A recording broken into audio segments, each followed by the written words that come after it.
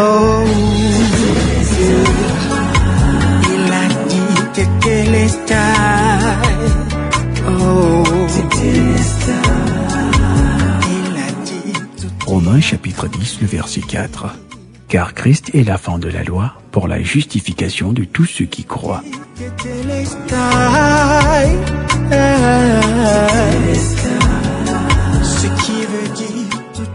Bonjour, bon réveil matinal. C'est notre méditation quotidienne du lundi à vendredi avec le pasteur Paris Tala, c'est Tétéléstai.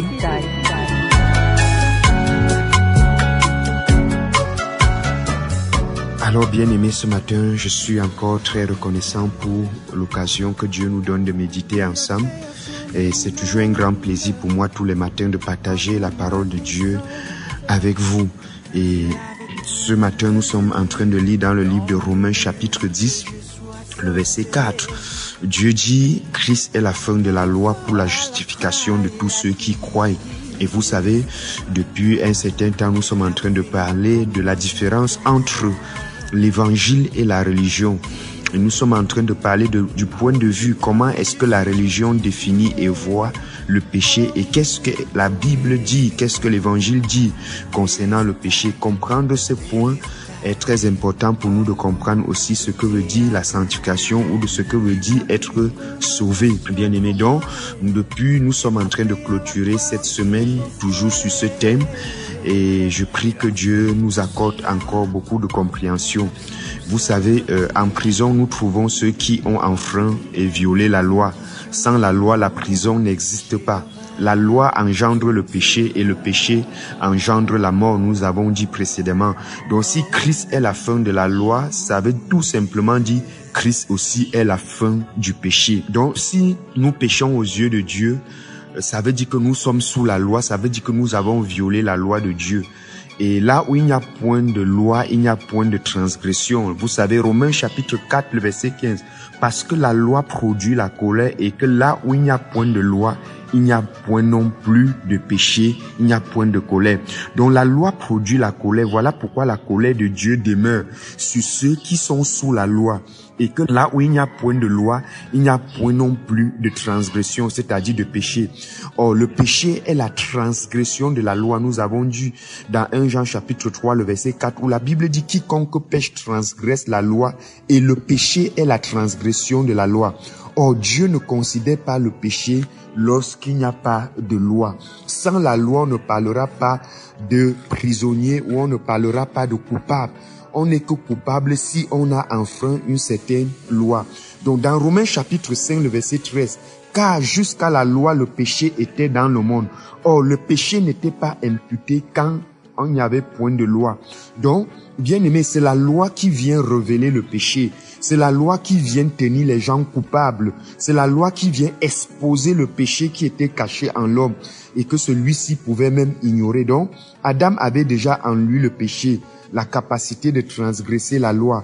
Or, quand la loi arrive naturellement, il a transgressé. Donc, bien aimé, or pour nous, lorsque Dieu nous sauve, il nous enlève, il nous dégage, il nous débarrasse de la loi. Donc, celui qui est sauvé n'est plus sous la loi. Et s'il n'est plus sous la loi, ça veut dire qu'il n'y a plus de péché dans sa vie. Et s'il n'y a plus de péché, ça veut dire aussi qu'il n'y a plus de mort.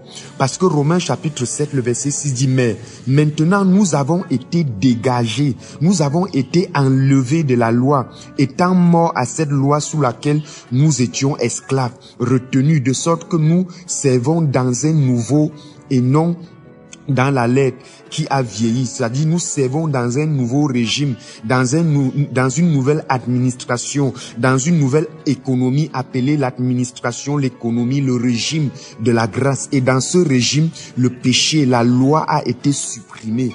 Bien aimé, or sans la loi, le péché est mort. Dans 1 Corinthiens, quand on dit que la force du péché, c'est la loi. Donc, la loi est venue afin que le péché abonde, bien aimé. Et le péché, saisissant l'occasion, produit en moi par le commandement toutes sortes de convoitises. Car sans la loi, le péché est mort.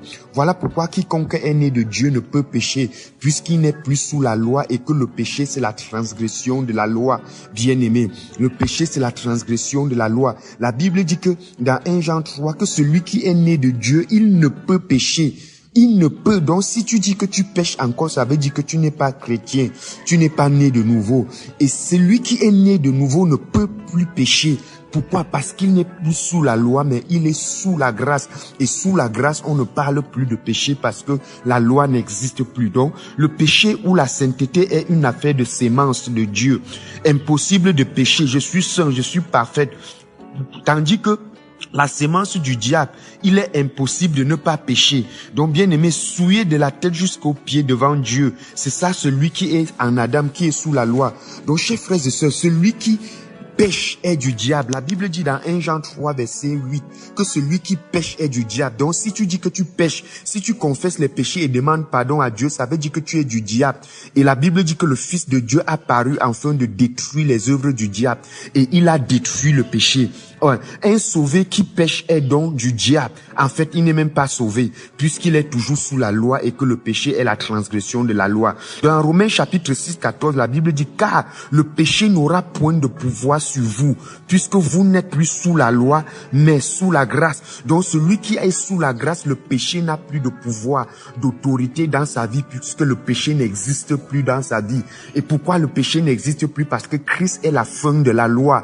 La fin de la loi veut dire la fin du péché. La fin du péché veut dire la fin de la mort. Alors, jusqu'aujourd'hui, bien aimé, vous allez constater que beaucoup de gens confessent encore les péchés et demandent pardon à Dieu. Ils sont en train de dire à Dieu, j'ai violé la loi. Ça veut dire qu'ils sont sous la loi. Bien aimé, celui qui est sous la loi est sous le péché. Est-ce que parce que nous ne sommes plus sous la... Bien aimé, est-ce que parce que nous sommes sous la grâce et non sous la loi que nous allons poser les actes condamnables par la loi si jamais elle est appliquée? Donc, est-ce que c'est parce que la loi dit que je ne commettrai plus la loi dit tu ne commettras plus l'adultère. Est-ce que parce que je ne suis plus sous la loi, je peux commettre l'adultère? Non. Et quand bien même je commettrai l'adultère, ça ne veut pas dire que j'ai péché, bien aimé. Oui, j'ai manifesté une œuvre de la chair. Parce que si tu considères ça comme le péché, ça veut dire le salaire du péché, c'est quoi? C'est la mort. Ça veut dire que je dois mourir spirituellement. Donc, bien aimé, ce que tu appelles péché aujourd'hui, la religion définit l'adultère comme étant un péché. Mais l'évangile définit l'adultère comme étant une œuvre de la chair. Et une de la chair manifestée parce que notre pleine identité n'est pas encore connue. Donc, bien aimé, loin de là de dire que j'encourage les gens à pécher ou que l'évangile encourage les gens à pécher, loin de là, car nous vivons au milieu des personnes sous la loi et donc qui voient le péché partout, car leur conscience est souillée par le péché. Voilà pourquoi ils voient le péché en nous, car ils nous regardent avec les yeux du péché, avec les yeux de la conscience pleine du péché. Voilà pourquoi nous devons laisser Dieu contrôler notre comportement devant eux, afin qu'ils aient envie de nous écouter, et nous le faisons par amour et pour l'évangile, raison pour laquelle l'apôtre Paul dit, mais je traite durement mon corps, je le tiens assujetti, de peur d'être moi-même rejeté après avoir prêché aux autres. 1 Corinthiens 9, le verset 27. Donc, tout ça pour l'évangile et par amour, sinon tout est pur pour nous. Tite chapitre 1, le verset 15 dit que quoi?